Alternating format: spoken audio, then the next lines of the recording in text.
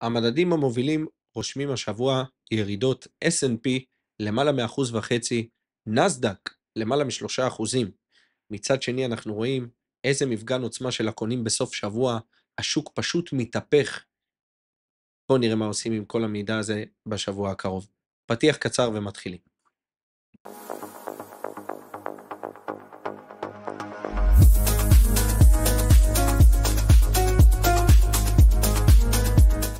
טוב חברים, פשוט אף פעם לא משעמם כאן בשוק הזה, בטח שעם טראמפ ברקע ועוד הרבה דברים שקורים. הנקודה היא כזאת, חברים, חשוב לציין שאנחנו לא עובדים על לנסות לתפוס כל שפל שקיים או יכול להיות בשוק מהנקודה של השפל עצמו וכל שיא אחרון בשוק. גם כשאנחנו מצליחים לעשות את זה, ואגב מי שמחובר פה לקהילה הסגורה מספיק זמן יודע שבאמת אנחנו בנקודות שאפשר לזהות את התהליכים האלה, אם זה התחתיות, אם זה השיאים האחרונים לתקופה הקרובה, כן עושים איזשהו תיאום ציפיות לגבי אפשרות שהדברים האלה יקרו. ושוב, יש תקופות שאפשר יותר ויש תקופות שאפשר פחות. למה אני אומר את זה? השוק נכנס לאיזשהו מצב כרגע שאנחנו יכולים לראות, של סוג של חוסר ודאות. מצד אחד, המעטפת המקרו-כלכלית של השוק, מה אין לנו? הורדת ריבית שמשפרת את תנאי הצמיחה בכלכלה, יציבות שלא ציפו לה לטובה במדד האינפלציה, עונת דוחות שכרגע נמצאת אמנם עדיין בהתהוות, אבל עוברת, או לפחות החלק המשמעותי כבר מאחורינו בעונה הזאת, ואנחנו רואים שהוא עובר פשוט בצורה פנומנלית, ודיברנו כאן על הדוחות של הגדולות, פשוט מדהימים, אחת. עכשיו, לצד כל הדבר הזה, אנחנו רואים שהשוק נכנס לאיזשהו סייקל של תיקון, ירידות, אנחנו עוד לא יכולים לדעת סופית, אבל קודם כל האגרסיביות בשבוע האחרון היא ניכרת, אי אפשר להתווכח איתה, ויכול להיות שהשוק מבשל לנו משהו שאנחנו עדיין לא יודעים, אבל הנקודה, אני לא פוסל את האפשרות הזאת, אבל הנקודה היא שכרגע לא משתקפת שום סכנה מהותית, שעכשיו מאיימת על השיאים האחרונים בשוק. מה הכוונה? לאו דווקא שלא נראה שוק שקצת מתקן, אלא שיכול להיות שנחזור מאוד מהר לשיאים הקרובים שאנחנו רואים בשווקים, ובכלל בנכסים החזקים שאנחנו עובדים איתם בשוק. הנקודה היא כזאת חברים, מצד אחד המעטפת, ואני מציג פה בעצם את הנקודת מוצא של השוק, מעטפת המקרו-כלכלית, כל מה שקשור לפונדומנטלי בשווקים, פחות או יותר, הוא מאוד ירוק, מאוד שורי, ומצד שני אנחנו רואים שוק מתקן. שוק לא צריך תירוץ כדי לתקן, שוק תמיד יכול לתקן, ובמקרה שאני חושב שיש כרגע בשווקים, יש לו אפילו תירוץ טוב לתקן. בוא נסתכל קצת על הגרפים. חשוב לציין שההקלטה הזאת, כל מה שנאמר בהקלטה הוא דעתי האישית בלבד ולא המלצה לביצוע פעולה כלשהי. בוא ניגש לגרפים ונראה מה קורה בשווקים. אז קודם כל אנחנו רואים באמת עוצמה מובהקת ביום שישי האחרון בשווקים, אנחנו פשוט רואים איזה משיכה עוצמתית של הקונים, היינו פה כבר במינוס ביום שישי, רק ביום שישי האחרון, תראו איזה תנודתיות של כמעט 1.30% במדד ה-S&P, סיימנו פה את היום בפלוס 0.13, הנקודה היא שהחזרנו את כל הירידות כבר ביום שישי. עם זאת, בגרף השבועי אנחנו עדיין לא נראים הכי טוב, אבל עדיין ראינו פה כמה שבועות, מאפריל האחרון, וכשדיברתי מקודם על תירוץ טוב של השוק לתקן, חבר'ה, כמו שדיברנו כבר בשבועות האחרונים, השוק עלה כאן, פחות או יותר, במהלך של למעלה מ-40%, אנחנו רואים, ב7 חודשים, אנחנו רואים כרגע איזה תיקון די סביר של השוק, בתוך שוק שורי של בערך 4%, אפילו קצת יותר, אני מדבר כרגע על ה-S&P 500, לא צריך יותר מזה בשביל שהשוק, כמו בעבר שראינו, ימשיך לפרוץ עוד ועוד ועוד שיאים. נראה גם סך הכל די דומה למהלכים אחרונים שהיו פה, וחבר'ה, צריך לזכור, המעטפת כולה של השוק, אין שום דבר שמצביע, יכול להיות שיש משהו שמתבשל שאנחנו לא יודעים, אבל כרגע אנחנו צריכים להבין, שאין שום דבר שמצביע כרגע על דעיכה כלכלית כלשהי בצורה משמעותית. עכשיו, למה אני אומר את זה? כנראה שאני עושה איזה בילדאפ, איזשהו הכנה לכולנו, לטובת מצב מסוים, שיכול להיות שאנחנו נעבור בתקופה הקרובה לאיזשהו הילוך שישי. אני לא יודע, זה נראה שלשם זה מתפתח. זאת אומרת, כשאני רואה שוק שמתקן למעלה מ4%, S&P, זה לא צחוק לתקן למעלה מ4%, זה נקודה שממנה יכולים להיווצר, כשאני רואה סימני תמיכות כאלה גם בגרף מובהקים, תמיכות מאוד משמעותיות. כשאני רואה נקודות כאלה בשוק, עם תמיכות כאלה בשוק, ומעטפת שכולה צועקת לונג, לונג, לונג, אני לא מחפש קאצ'ים. אם הייתי מחפש קאצ'ים כל הדרך בעבר, אם הייתם מריצים פה בעבר, כל פעם שהשוק מתקן, ואין שום סיבה שהוא ימשיך לרדת, הייתם מחפשים, רגע, אולי יש פה סיבה, אולי יש פה סיבה, אולי ניקח את זה, נעשה ממנו הר, לא היה הולך לכם. אתם יכולים לבדוק את זה פשוט היסטורית מאיזה נקודת זמן שאתם רוצים ב-20-25 שנה האחרונים. זה לא היה הולך. יש שוק שיורד עם סיבה. אנחנו לא רואים כרגע סיבה שנראית לעין, ויכול להיות שיש כזאת שמתבשלת ואנחנו לא יודעים. אבל כשנקודת המוצא שלי היא שאין כזאת, ושאולי יש כזאת ואנחנו לא רואים, אני לא אצא מהבית על הצד שיכול לקרות משהו, או במילים שקשורות לפן הכלכלי כאן ומסחר במניות, כשאני רואה שוק שהמעטפת שלו היא סופר שורית ברמה הפונדמנטלית והוא מתקן, מבחינתי אני רואה הזדמנות, ויכול להיות שאנחנו מכינים את עצמנו להילוך שישי בתקופה הקרובה, אולי זה רלי, סוף שנה, כזה מין ריצה לשיא כל הזמנים, שבאמת המשקיעים אוהבים לקראת סוף שנה, ובנוסף צריך לזכור, ופה זה נקודה מאוד חשובה, תפתחו את האוזניים. אני אומר לכם את זה גם, אומר את זה לעצמי. חבר'ה, תבינו, גם אם עכשיו אנחנו ניקח עסקאות בנקודה הזאת בשוק שראינו מקודם בגרף, ואני כבר אחזור אליה, והעסקאות האלה לא יעבדו, והשוק ימשיך לרדת ולשבור שפלים חדשים, כנראה שמאותם שפלים שאנחנו נגיע אליהם, ייווצרו הזדמנויות שאם עכשיו אנחנו חושבים שהן ממש טובות, בעתיד יהיו עוד יותר משמעותיות, כי לתפוס את השוק במחירים טובים יותר, במכפילים נמוכים יותר, ואת החברות בזול יותר, יגרום להזדמנויות להיות פשוט יותר, הרבה יותר טובות, הרבה יותר רווחיות, עם ודאות כנראה גם יותר גבוהה. בכל אופן, גם עכשיו הוודאות לא רעה בכלל סביב השוק, אבל הנקודה היא שככל שהשוק ילך וירד, גם אם עכשיו אנחנו בסוף עובדים עם ניהול סיכונים, מי שכאן עוקב אחרי הפעילות של הקהילה הסגורה, יודע, אין עסקה שיוצאת לדרך בלי סטופ לוס. אתם חשופים לכל הנתונים האלה. אז בסופו של דבר, גם אם אנחנו נתנער בכל הסטופ לוסים שלנו ונפסיד כמה עסקאות קדימה, והשוק ימשיך את המפולת הזאת לצורך העניין, זה אפילו תרחיש מועדף. ולמה? כי בתחתיות שיווצרו, צריך תמיד לזכור את זה בתור סוחרים, אנחנו או משקיעים, אנחנו לא מסתכלים לא 100 מטר ולא 200 מטר, אנחנו מסתכלים איך תיראה סוף השנה שלנו, איך ייראו שנתיים, שלוש קדימה שלנו, ואם אני אקבל את השוק במחירים, בסוף, למעשה, במקום יותר טוב ויותר זול, אולי יהיה לי קצת פחות כסף באותו רגע בחשבון, כי אני אבוא אחרי כמה הפסדים. אבל מה זה משנה לעומת הניצחונות שיכולות להיות כל כך מפוארים, שיטטו כל הפסד שהיה שם בדרך. אז זה מה שאתם צריכים לזכור, זה הנקודה שעליה אותה אני רוצה לחדד, וככל והשוק יורד יותר מבחינתנו, כמובן שנחפש נקודות זיהוי שיכולה להיווצר מהם איזושהי תחתית, אולי כמו עכשיו שאנחנו רואים בשוק, לאו דווקא מהנקודות האלה חזרה לשיא כל הזמנים, אבל עדיין, ככל שאנחנו נצליח לזהות נקודות שיכולות להוות איזושהי תחתית, לא צריכים להיות גאונים גדולים בשביל זה, אבל ככל ונזהה, אני חושב שאפשר לעשות עם זה דברים מאוד יפים, וגם אם הם לא יעבדו בתכנון של התקופה הקרובה, והשוק יעמיק בירידות שלו, אז אם עכשיו אנחנו רוצים ללחוץ על אזור הילוך חמישי-שישי בקרוב, יכול להיות שאנחנו נמצא הילוכים חדשים בטבע, ונמצא את השביעי ואת השמיני, וככל שהשוק ירד, ובטח כשאין סיבה שעוטפת אותו מבחינה מקרו-כלכלית, כמובן אני מדבר בעיקר על נתוני אינפלציה, ריבית שסך הכל בגזרה הזאת אנחנו מכוסים בצורה מאוד חיובית, אינפלציה טובה יותר מהצפוי, ריבית שצפויה לרדת ותשפר את תנאי הצמיחה בכלכלה, כמובן ככל והיא לא תפגע באינפלציה, ומעטפת של עונת דוחות עכשיו שקורית, שהיא בשיאה על הצד הטוב שלה, רובה הגדול כבר מאחורינו, ואנחנו רואים נתונים סופר אופטימיים גם לגבי העבר הלא רחוק, וגם לגבי צפי קדימה. בכל אופן, בשורה התחתונה, אין לנו כרגע סימני שאלה ברמה המקרו-כלכלית, ורק מחירים טובים יותר שהולכים ומתאספים ברמה הטכנית.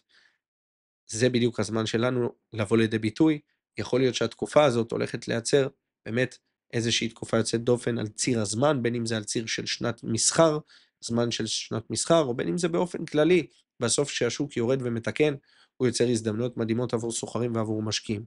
בואו נחזור לגרפים חברים, אז שימו לב, את אותו דבר שאנחנו רואים ב-S&P אנחנו רואים בנסדק, ושוב השבועי קצת מתעתע, כי אנחנו בכל זאת רואים פה בכל זאת רואים פה עדיין מצב שקצת משקף ירידות אגרסיביות בסופו של דבר, אבל הפתילית הזאת שממלאה קצת את הנר באיזשהו פתילית בעצם, ומראה על עצירה ותמיכות. משהו שאני מאוד אוהב לראות בסופו של דבר, אני יכול להגיד לכם, גם כשמסתכלים על זה בגרף חודשי, בסך הכל אנחנו רק בתחילת החודש, חברים, יש לשוק הרבה זמן לחזור פה למעלה, גם ל-S&P, גם לנסדק, אפשר להסתכל על הראסל, ראסל, שימו לב, שבר בצורה מאוד מתוחה.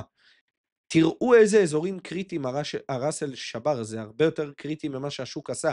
הראסל, שהוא מדד של מניות קטנות יותר, שבר פה אזורים קריטיים של שבועות רבים אחורה.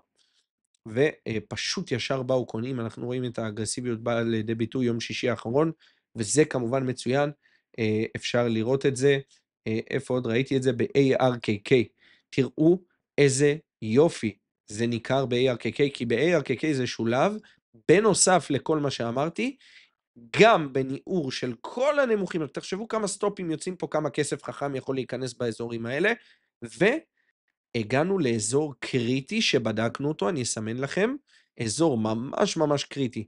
ניערנו אפילו אותו, זה משהו שאני מאוד אוהב לראות, וישר התאספו קונים באזורים האלה, וקנו בהסתערות. אפשר לראות את ARKK כאן, שזה בעצם קרן סל של חברות צמיחה, מייצרת כאן בשפל של יום שישי ירידות של 4.4%, ומסיימת היום בכמעט על האפס, מינוס 0.31, זה בהחלט מפגן עוצמה משמעותי, ובהחלט משמעותי עבור הסקת המסקנות שלנו.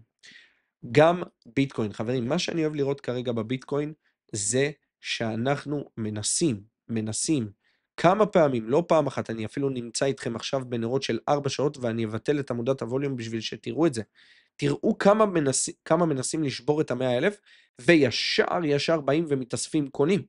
תראו, קודם כל זה גם על אזור קריטי, אפשר לראות את זה, ודיברנו על זה גם בקהילה כאן הפתוחה המון זמן.